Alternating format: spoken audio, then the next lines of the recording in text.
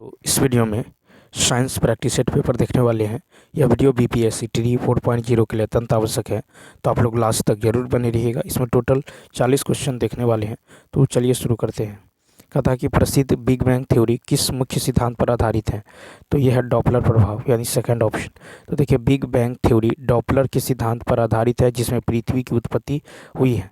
अब देखिए, कहता है कि प्रसिद्ध वैज्ञानिक लुई डी ब्रोगली ने प्रकाश के कणों की दोहरी प्रकृति बताई है। रुडोल्फ जोक्लासियस तथा विलियम थॉम्सन ने ऊष्मागतिकी सिद्धांत दिया है। नेक्स्ट, कहता है कि किसी पिंड का द्रव्यमान, रैखिक संवेग और गतिज ऊर्जा जो है MPE है, तो समीकरण क्या होगा?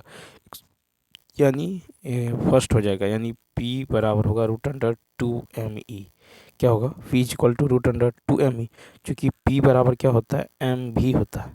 ठीक है, रैखिक संवेग P बराबर क्या होता है? mv, और गतिज ऊर्जा बराबर होता है 1/2mv स्क्वायर। गतिज ऊर्जा बराबर क्या होता है? 1/2mv स्क्वायर हो जाता है।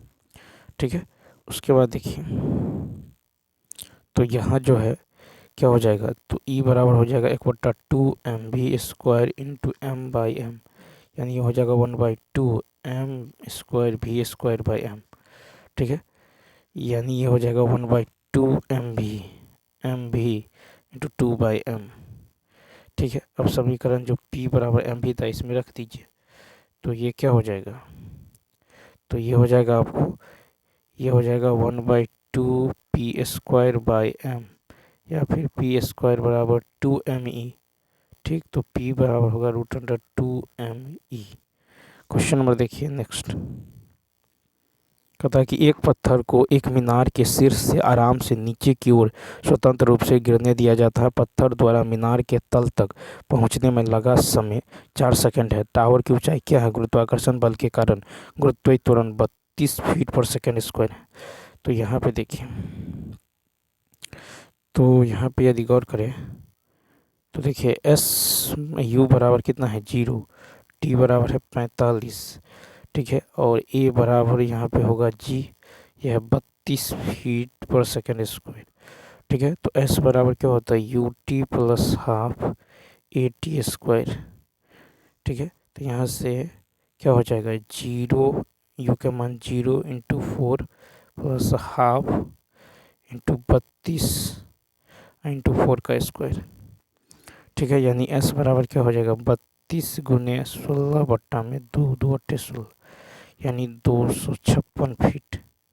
कितना होगा? 256, यानी तीसरा ऑप्शन। ठीक है, तो यहाँ पे जो है U बराबर कितना है? 0 है। ठीक है, U बराबर 0 है। T बराबर कितना है? 45 है। ठीक है, T बराबर यहाँ पे 45। ठीक है, T बराबर जो है यहाँ पे 45 डिग्री उस, और A बराबर होगा G बराबर 32 फीट पर सेकंड स्क्वायर, 32 फीट पर सेकंड स्क्वायर। ठीक है, उसके बाद यहाँ पे गौर करें और देखिए क्वेश्चन नंबर जो है 114। देखिए, कहता है कि कौन जो है एक विद्युत चुंबकीय तरंग है? तो तीसरा ऑप्शन गामा किरण। तो देखिए, विद्युत चुंबकीय तरंग एक विद्युत क्षेत्र के चुंबकीय क्षेत्र के संपर्क में आने पर उत्पन्न होती हैं। ठीक है, यह भी कहा जा सकता है कि विद्युत चुंबकीय तरंगें विद्युत और चुंबकीय क्षेत्रों को दोलन करने की संरचना है। ठीक है, उदाहरण अब देखिए, EM तरंगों के उदाहरण है रेडियो तरंगे, माइक्रोवेव और रक्त तरंगे, एक्सरे, गामा किरणें आदि। तो यहाँ पर हो जाएगा गामा किरणें क्या है? तो विद्युत चुंबकीय तरंगे।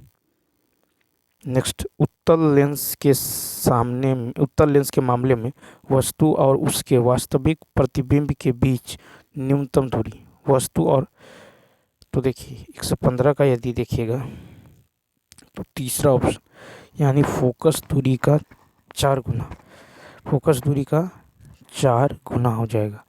ठीक है, तो यहाँ पे जो है वास्तविक प्रतिबिंब के लिए, ठीक है, वास्तविक प्रतिबिंब के लिए जो है न्यूनतम दूरी जो है यहाँ पे 4 गुना। तो उत्तल लेंस के मामले में वस्तु और उसके वास्तविक प्रतिबिंब के बीच न्यूनतम दूरी होगा आपको फोकस दूरी का कितना 4 गुना, फोकस दूरी का आपको 4 गुना होगा। ठीक है, फोकस दूरी का 4 गुना होने वाला है। अब देखिए नेक्स्ट कहता है वर्नियर कैलिपर्स के मुख्य पैमाने के 1 सेंटीमीटर को 10 भागों में बांटा गया है। कैलिपर्स की न्यूनतम संख्या इतना है। तो कहता है वर्नियर स्केल में डिवीजनों की संख्या। तो देखिए, तो यहाँ पे जो हो जाएगा, तो प्रत्येक विभाजन जो हो जाएगा यहाँ पे कितना होगा, तो 10, यहाँ पे हो जाएगा 10 बट्टा में 10 यानी 0 देखिए 10/1 कहता वर्नियर कैलिपर्स के मुख्य पैमाने के 1 सेंटीमीटर को 10 भागों में बांटा गया है। देखिए 1 सेंटीमीटर को 10 भागों में बांटा गया है, यानी यहाँ पे 0.1। अब देखिए यहाँ पे मान लेते हैं कि n वर्नियर स्केल पर उपस्थित होने वाली डिवीजनों की संख्या है। ठीक है, n जो है तो n गुने 0.005 ये हो जाएगा 0.1 के बराबर। ठीक है, तो यहाँ से n का मान निकल जाएगा 0.1/0.0005। सॉल्व करेंगे तो यहाँ से 20 आ जाएगा। तो n का मान कितना आ जाएगा 0.1 बट्टा में 0.005 यानी 20। तो n बराबर 20 हो जाएगा, बी ऑप्शन। 200 मीटर की ऊंचाई से एक वस्तु गिर रही है, 100 मीटर तक गिरने के बाद वस्तु में होगी। तो देखिए यहाँ पे हो जाएगा आपको फर्स्ट, तो देखिए 200 मीटर की ऊंचाई से गिर रही वस्तु 100 मीटर तक गिरने के बाद उसमें आधी स्थितिज ऊर्जा और आधी गतिज ऊर्जा शेष रहेगी। ठीक है, वस्तु की गति के कारण कार्य करने की क्षमता को गतिज ऊर्जा कहते हैं। यदि कहता है किसी वस्तु में उसी स्थिति या विकृत अवस्था के कारण जो ऊर्जा उत्पन्न होती है उसे स्थितिज ऊर्जा कहते हैं। कहता है कि 12 वोल्ट के विभवांतर वाले 2 बिंदुओं के मध्य 4 कूलम्ब आवेश को स्थानांतरित करने में कितना काम किया जाता है। तो यहाँ पे देखिए, यहाँ पे आवेश दे दिया गया है 4 कूलम्ब, विभवांतर है 12 वोल्ट। तो आवेश को स्थानांतरित करने में किया गया कार्य क्या होगा, किया गया कार्य होगा आवेश गुने विभवांतर। ठीक है, आवेश गुने विभवांतर यानी 12×48 जूल, सी ऑप्शन। ठीक है, तो कार्य बराबर होगा आवेश गुने विभवांतर।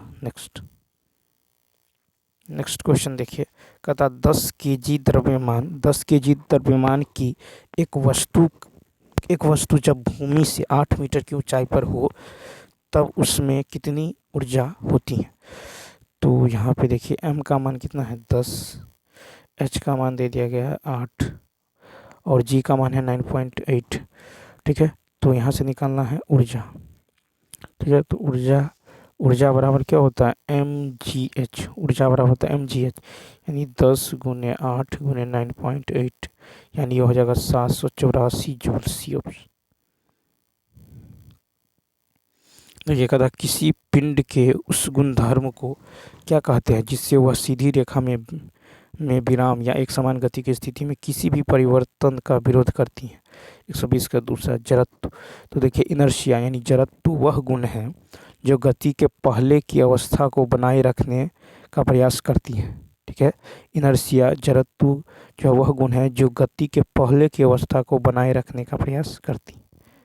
नेक्स्ट है कि यदि किसी पिंड पर स्थित बल आघूर्ण जो है कार्यरत हो तो यह पिंड 121 का क्या होगा तीसरा अचर चाल से घूर्णन करता है। ठीक है, क्या करेगा अचर चाल से क्या करेगा घूर्णन।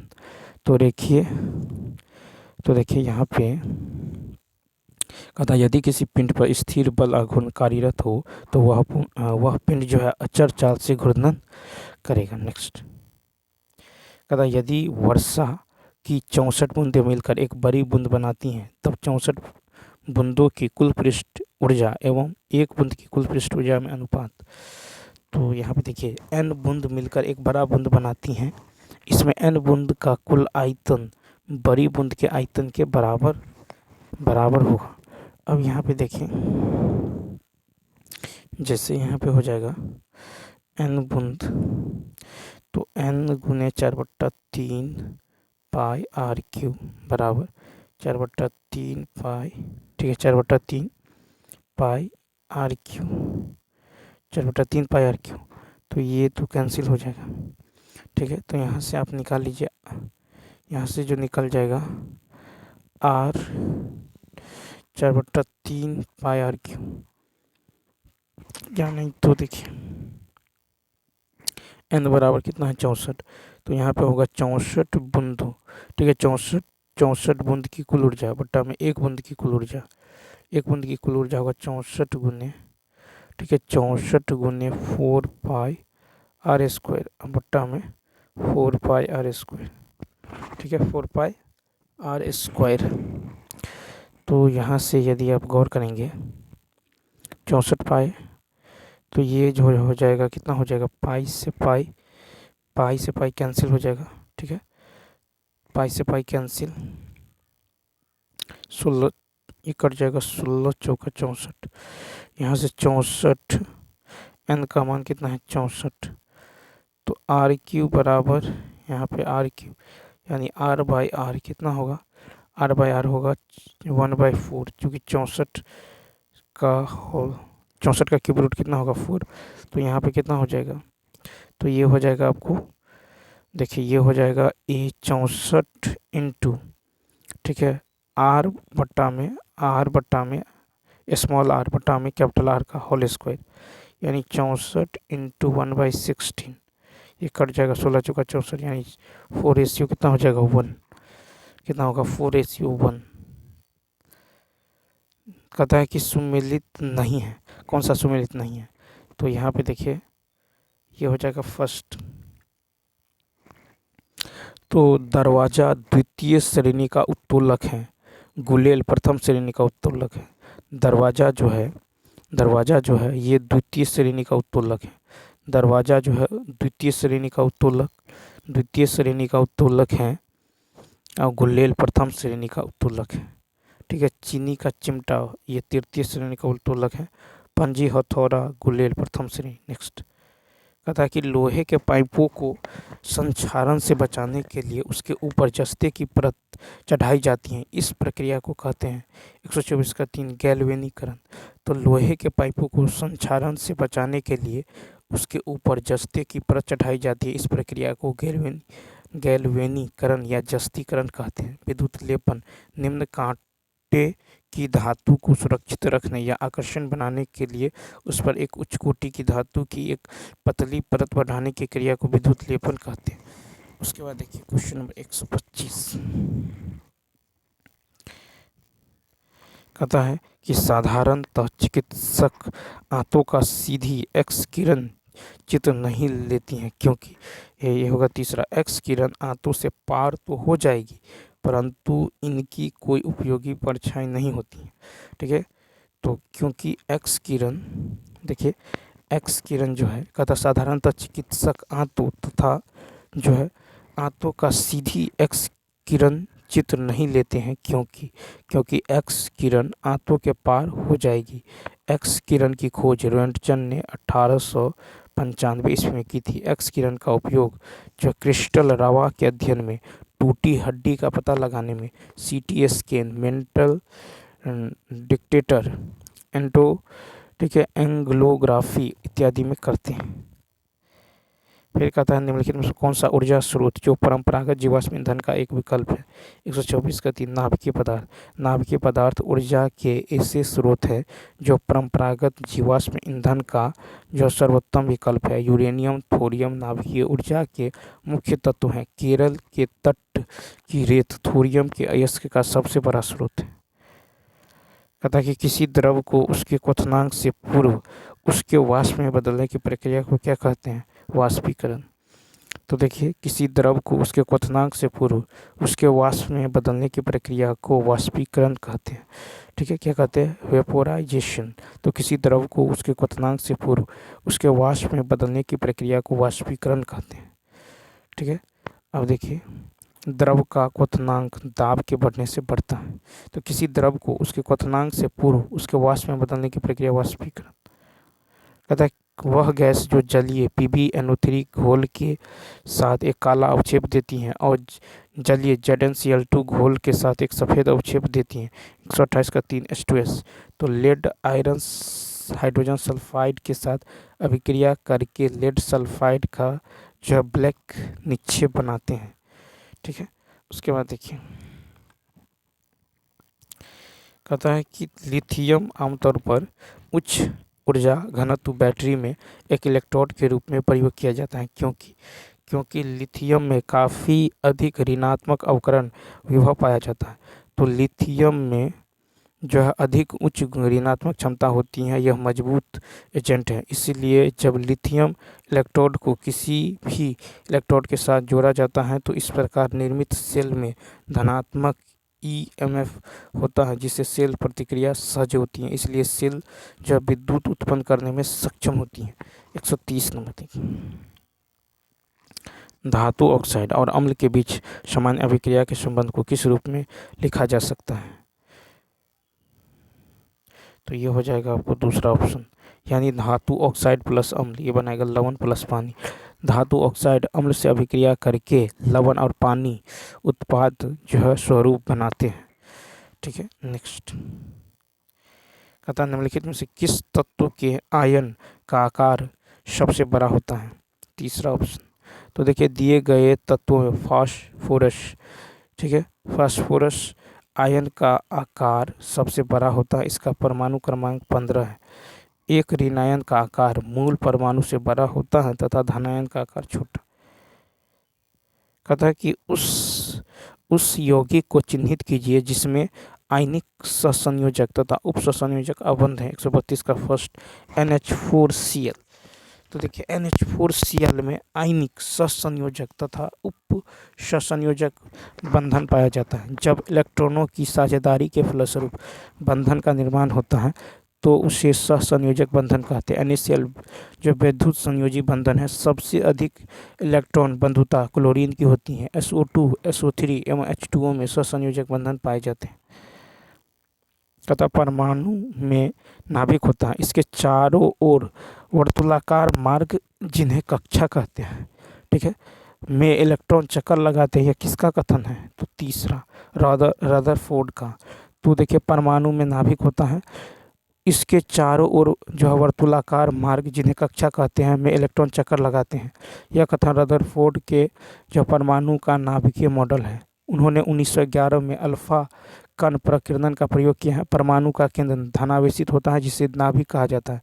नाभिक का आकार परमाणु के आकार की तुलना में काफ़ी कम होता है। परमाणु का लगभग संपूर्ण द्रव्यमान नाभिक में होता है। कहता कौन सा अभिकेंद्रण द्वारा पृथक्करण की विधि का अनुप्रयोग नहीं हुआ है? तो तीसरा ऑप्शन, पेट्रोल को पेट्रोलियम से पृथक्करण।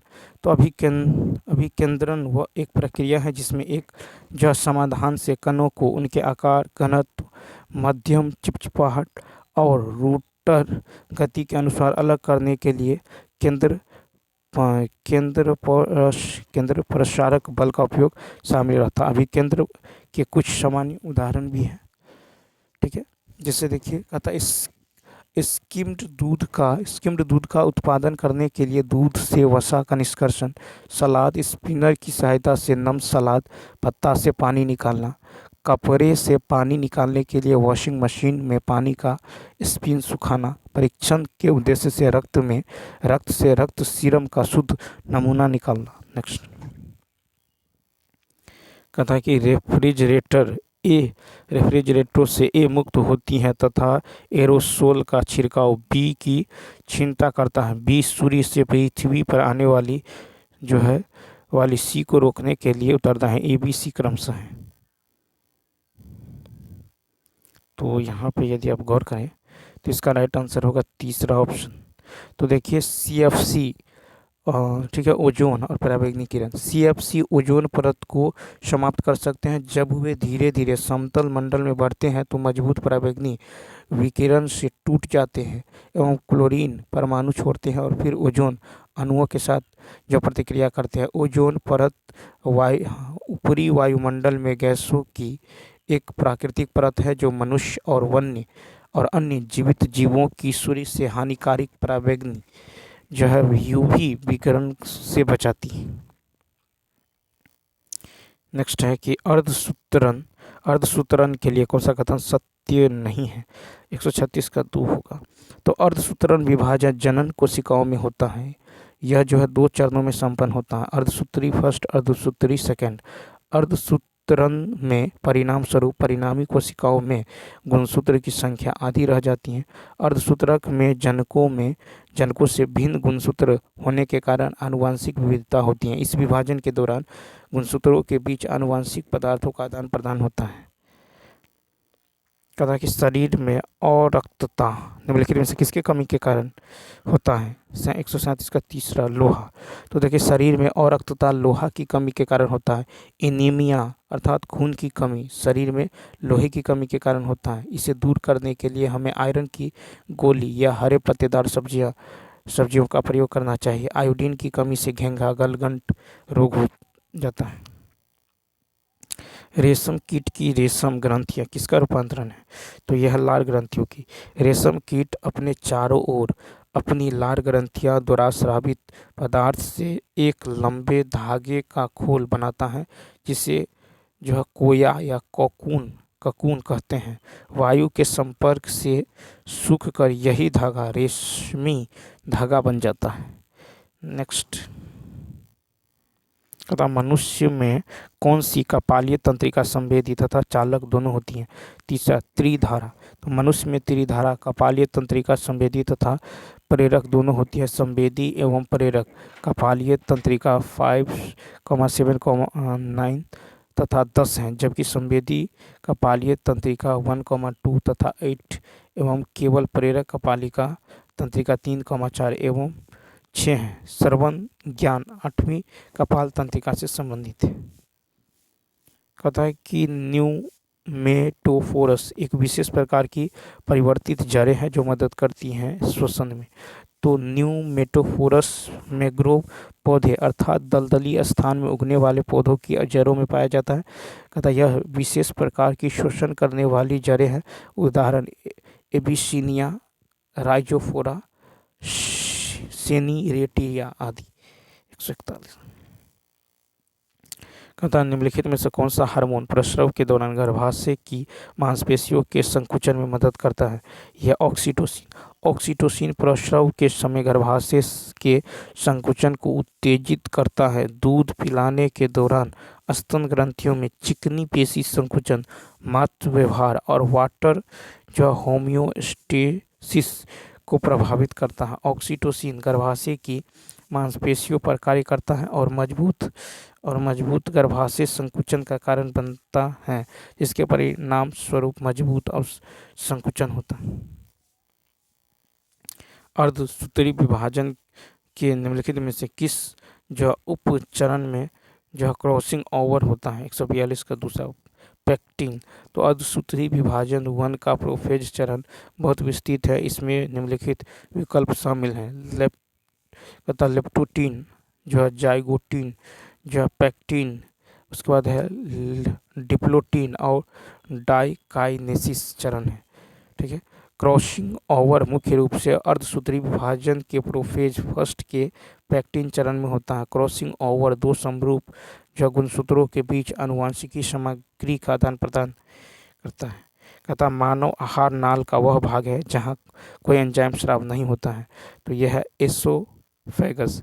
एसोफेगस किसी एंजाइम का स्राव नहीं करता है। आहार नाल की चिकनी मांसपेशियां कर्माकुंचन नामक जो है तरंगों की एक श्रृंखला से गुजरती हैं, जो भोजन को पेट की ओर धकेलती है। कर्माकुंचन तरंग जो है यूनिडायरेक्शनल है।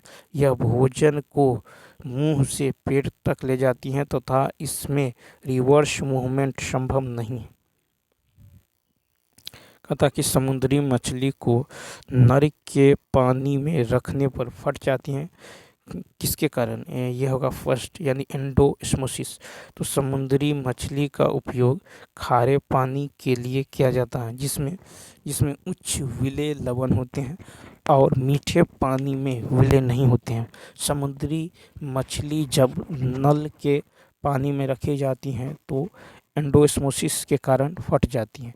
नल के पानी की तुलना में नमक और खनिजों की उपस्थिति के कारण मछली के अंदर का घोल जो हाइपरटोनिक होता है। मछली की कोशिका झिल्ली के माध्यम से पानी प्रवेश करता है, जिससे यह फट जाती है और मछली मर जाती है।